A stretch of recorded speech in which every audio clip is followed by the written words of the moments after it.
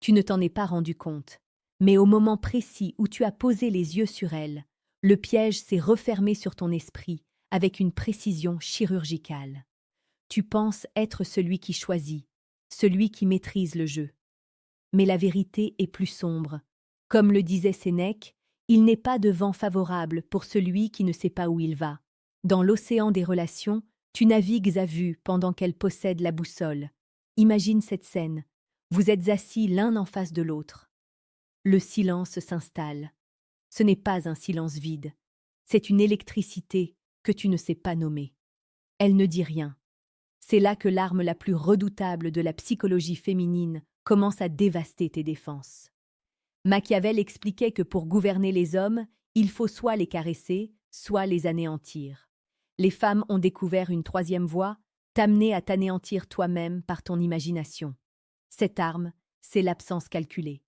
Le retrait émotionnel au moment où tu t'y attends le moins. Elle crée un vide que ton cerveau masculin cherche à combler. Quand elle s'éloigne, elle érode ton estime de toi. Tu te demandes « Qu'ai-je fait de mal ?» En une seconde, tu passes d'homme confiant à mendiant affectif. Sur la chaîne L'Esprit féminine, nous explorons ces mécanismes. Comprendre la psychologie, c'est savoir que l'amour est un champ de bataille, où le silence est une épée. Regarde ton quotidien. Tu rentres avec une victoire, tu veux la partager. Mais tu sens une barrière invisible. Elle est là, mais son esprit est ailleurs. Son sourire est froid. À cet instant, ton succès ne vaut plus rien. Ton monde se contracte autour d'une obsession, regagner son attention. Machiavel disait qu'il vaut mieux être craint qu'aimé. Elle te fait craindre la perte de son amour pour obtenir un pouvoir absolu sur tes actions. Le désir naît du manque.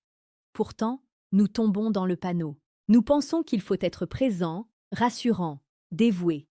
Mais en faisant cela, tu tues le mystère. Tu deviens une certitude.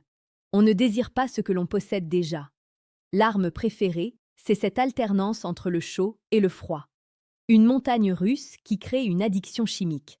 Tu ne l'aimes plus pour qui elle est, mais pour la dose de dopamine qu'elle distribue au compte-gouttes. Pense à ce qu'elle te dit. J'ai besoin de temps. C'est une violence inouïe, dite avec douceur. C'est le baiser de Judas. Elle sait que tu vas devenir plus gentil, plus présent. Tu essaies d'acheter son retour. Ce faisant, tu valides son pouvoir. Tu lui montres que la télécommande de tes émotions est entre ses mains. S'abonner à l'esprit féminine, c'est décider de ne plus subir ce vertige. Pose-toi cette question. Combien de fois as-tu agi contre tes principes par peur qu'elles s'éloignent ? Cette peur est l'encre qui te retient au fond. C'est la prison invisible, où le prisonnier finit par aimer ses chaînes. Mais ce n'est pas de la malveillance, c'est instinctif. Dans un monde où la force physique ne décide plus de rien, la force psychologique est la seule monnaie. L'illusion de contrôle est ton ennemi. Tu crois que si tu es parfait, elle restera. Marc Aurèle enseignait de se concentrer sur ce qui dépend de nous. Le sentiment d'autrui ne dépend jamais de toi. En essayant de contrôler son affection par ta soumission, tu précipites ton rejet. Son retrait est un test. Si tu t'effondres, tu lui prouves que tu n'es pas le roc dont elle a besoin. Plus tu parles, plus elle s'éloigne. Les mots sont les armes des faibles dans la séduction. Les actes et le silence sont les outils des puissants. Elle observe si tu vas craquer. Et souvent, tu envoies ce message en trop.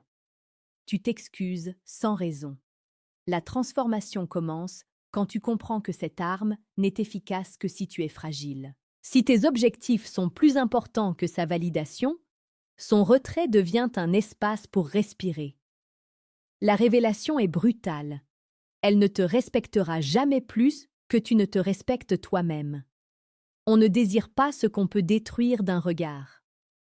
Quelle est la chose la plus folle que tu aies faite par peur de la perdre ? Partage-le en commentaire pour exorciser cette douleur. Le retournement final est celui-ci.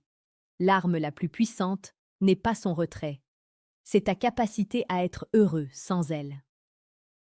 Le jour où elle sentira que tu n'as plus peur de la perdre, elle fera tout pour te garder. Pour posséder, il faut être prêt à abandonner. Sois ce roc inébranlable. Ne laisse personne posséder les clés de ton temple. La compréhension de la psychologie est le début de ta véritable liberté. Regarde-la non plus avec peur, mais avec le regard d'un homme qui connaît le jeu et refuse d'en être le jouet.